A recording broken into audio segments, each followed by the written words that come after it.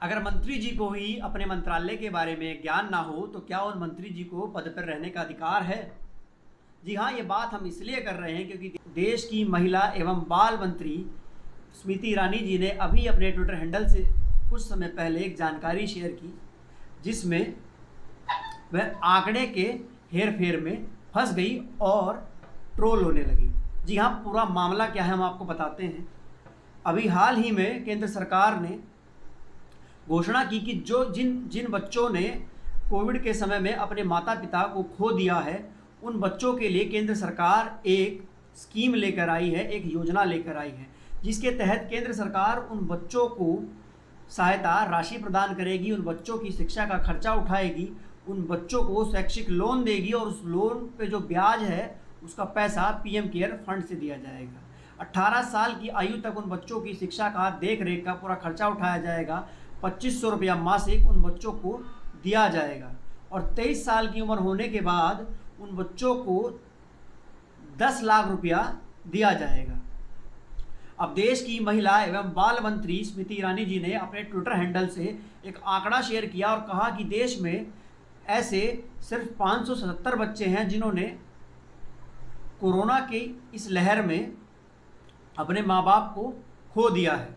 अब उनके आंकड़ों पर लोगों को शक हुआ और लोग बाग अपनी जांच पड़ताल में लग गए। विभिन्न न्यूज़ एजेंसीज और समाचार पत्र अपनी जांच पड़ताल में लग गए।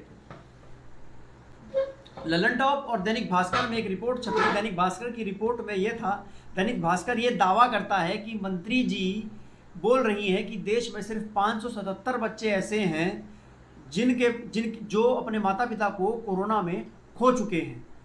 पर दैनिक भास्कर की रिपोर्ट दावा करती है कि सिर्फ राजस्थान के अंदर ही 411 बच्चे ऐसे हैं जो अपने माता पिता, अपने अभिभावकों को कोविड के समय में खो चुके हैं।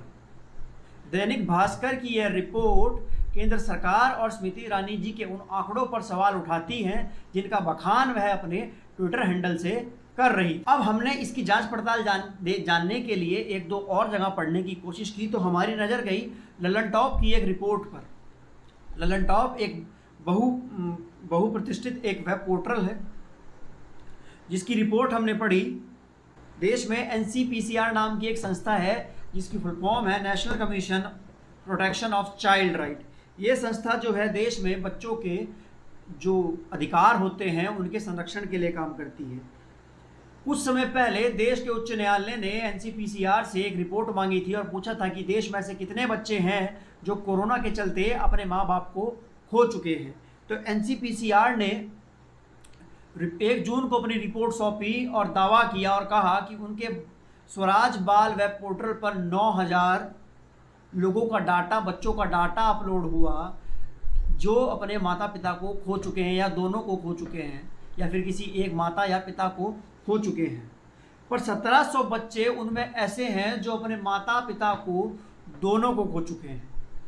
अब मंत्री जी के आंकड़े और कमीशन का दावा दोनों अलग अलग है, दोनों में धरती आसमान का फर्क है। मंत्री जी के आंकड़े कुछ और बात कर रहे हैं और कमीशन के आंकड़े कुछ और बयां कर रहे हैं। अब ऐसे में इस पर सवाल उठता है कि क्या सरकार सच में उन बच्चों का दुख दर्द समझ रही है? क्या सरकार सच में उन बच्चों की मदद करना चाह रही है? क्योंकि मंत्री जी तो सरकार तो ढंग से आंकड़े भी नहीं जुटा पा रहे हैं, या फिर ये वादा भी एक तरीके का जुमला है जो कि सिर्फ और सिर्फ लोगों को भ्रमित करने के लिए किया जा रहा है। सरकार के पास प्रॉपर वो आंकड़ा भी नहीं है जिससे वह लोगों की, बच्चों की मदद करना चाहती है। अब देख लीजिए नियति कैसी है कि बच्चों की मदद में भी राजनीति हो रही है, आंकड़ों का खेल हो रहा है। और आंकड़ों के बारे में हम और आप अच्छी तरह जानते हैं कि आंकड़ों के साथ कैसे छेड़छाड़ की जाती है, खिलवाड़ किया जाता है। पर इस ऐसे संकट के समय में हम सरकार से और मंत्रालय से यह आशा नहीं कर रहे थे कि उन बच्चों के हक के साथ भी आंकड़ों का खिलवाड़ किया जाएगा। अगर आपको हमारी ये जानकारी पसंद आई हो तो हमारे चैनल को लाइक, शेयर एंड सब्सक्राइब करें। धन्यवाद।